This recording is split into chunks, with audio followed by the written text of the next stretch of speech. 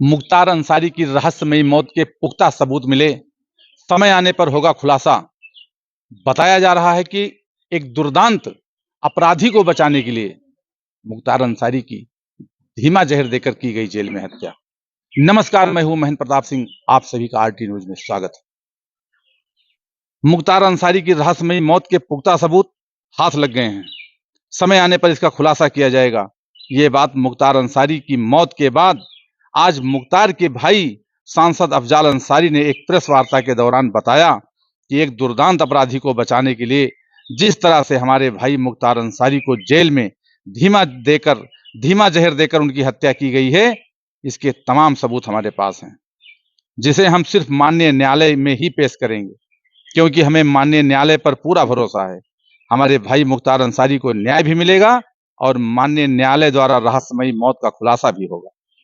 वहीं दूसरी तरफ प्रेस वार्ता के दौरान सांसद अफजाल अंसारी ने बताया कि इस समय अब्बास अंसारी, जो मुख्तार अंसारी का बड़ा बेटा है, वो इस समय कासगंज जेल में बंद है। जिस दिन पिता की मौत की खबर जेल कर्मियों के द्वारा उनको दी गई, उस समय अब्बास अंसारी जेल के अंदर ही फपक फपक कर रोने लगा और जेल प्रशासन से गिड़गिड़ाते हुए कह रहा था कि हमारे पापा को हमें टीवी पर ही दिखा दीजिए।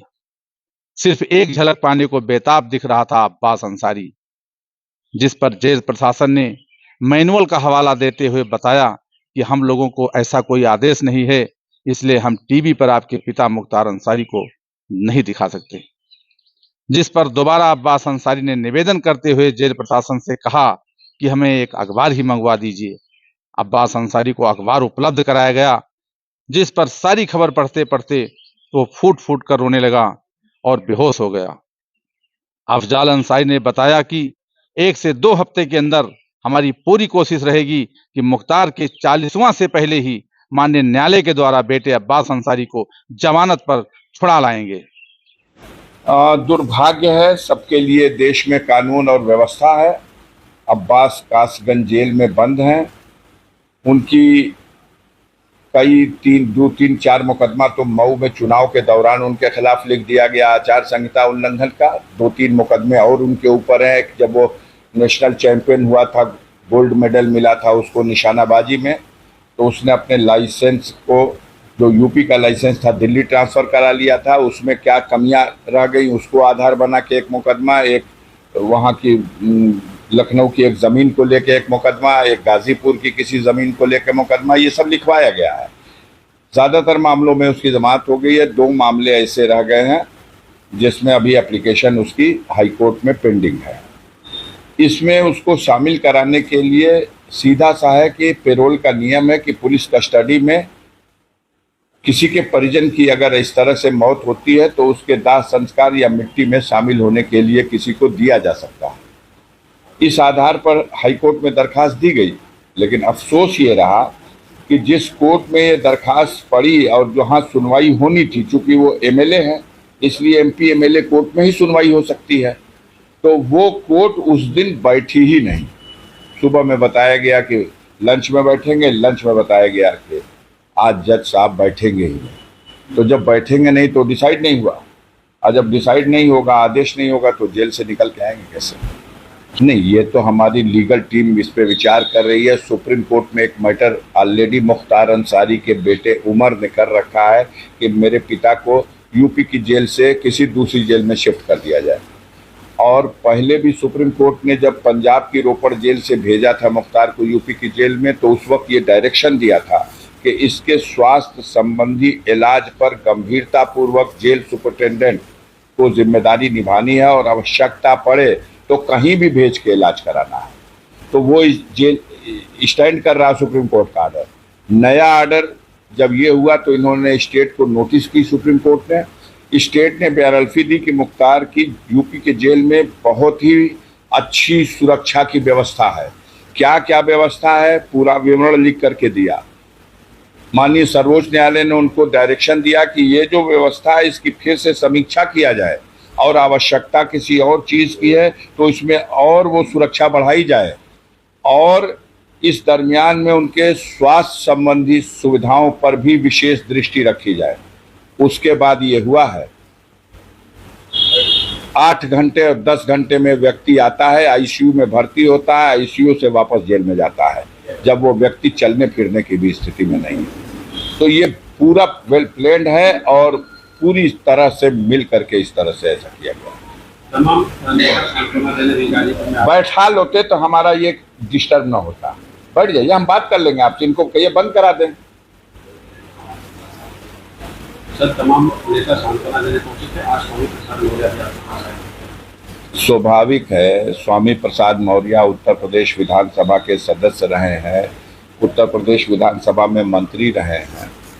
मुख्तार अंसारी उत्तर प्रदेश विधानसभा में 1996 से लेके 2022 तक विधायक रहे हैं। 25 सालों तक वो लाखों जनता का प्रतिनिधित्व करते रहे हैं। तो उनके एक सदन के सदस्य इतनी लंबी अवधि तक, बहुत दिनों तक उसी पार्टी में जिसमें स्वामी प्रसाद मौर्य थे उसी में मुख्तार अंसारी भी रहे हैं। तो एक ऐसी दुखद घटना है, आम लोग विचलित हैं और उसी कड़ी में स्वामी प्रसाद मौर्य भी अपनी संवेदना व्यक्त करने के लिए आए थे। 40वां कार्यक्रम का क्या स्पीच अब्बास अंसारी के लोग जाएंगे? देखिए, कोशिश की जाएगी, अभी से कुछ नहीं कर सकते। हम 40 दिन का इंतजार नहीं करेंगे। हम तो चाहेंगे कि हफ्ते 2 हफ्ते के अंदर हम जमानत, रेगुलर जमानत पर भी उसको निकालने की कोशिश करेंगे। और लोग जिस तरह के घटनाक्रम में मुख्तार अंसारी को खत्म किया गया, रास्ते से हटाया गया,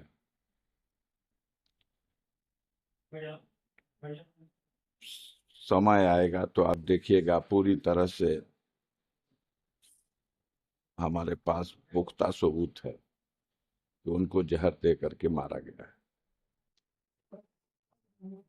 और एक दुर्दांत अपराधी को बचाने के लिए पूरी सरकार और उसकी मशीनरी इतना बड़ा षड्यंत्र कर सकती है, शर्म ही नहीं है। सब कुछ पटल पर है। सिर्फ एक बात पूछ लीजिएगा कि 26 तारीख को मुख्तार अंसारी को, जो न्यायिक अभिरक्षा में बांदा कारागार में थे, उनको मेडिकल कॉलेज क्या भेजा था? कोई सैर करने की तो जगह थी नहीं। सुपरिटेंडेंट कहते हैं हमने 2 बजे उनको भेज दिया क्योंकि हमें डॉक्टरों ने सलाह दिया। 3 डॉक्टरों के पैनल ने कहा कि इनकी हालत सीरियस है, इन्हें मेडिकल कॉलेज भेजा जाए। मेडिकल कॉलेज में उनको 3 बजे, 3:30 बजे वहाँ एडमिट किया गया।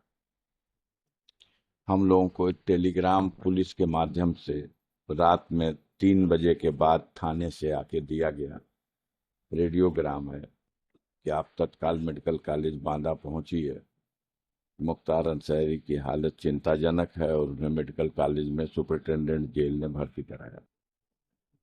हम लोग गए वहाँ, वो जेल में हॉस्पिटल में भर्ती थे। उनसे मिलने का बहुत मुश्किल के बाद 5 मिनट का मौका दिया गया और 5 मिनट की मुलाकात में पहली बात उन्होंने कही, उन्होंने पहले से भी मालूम था और उस दिन भी पहली बात यही कही कि भैया ये जहर जो हमको खिला दिए हैं सब, उसका असर इतना बढ़ता जा रहा है कि हम मूर्छित हो जा रहे हैं और मुझे बहुत बेचैनी है, मेरा पेट में इतनी गैस बन रही है और शरीर की शक्ति खत्म हो गई है, दर्द बहुत है। आज रात में मैं बहुत देर तक, हमें याद नहीं है, बेहोश हो गया था। ये लोग उसी अवस्था में मुझे हॉस्पिटल शिफ्ट कर दिए। यहाँ आने के बाद जब ट्रीटमेंट शुरू हुआ, ऑक्सीजन लगी और ये सब, तो मैं होश में रहा।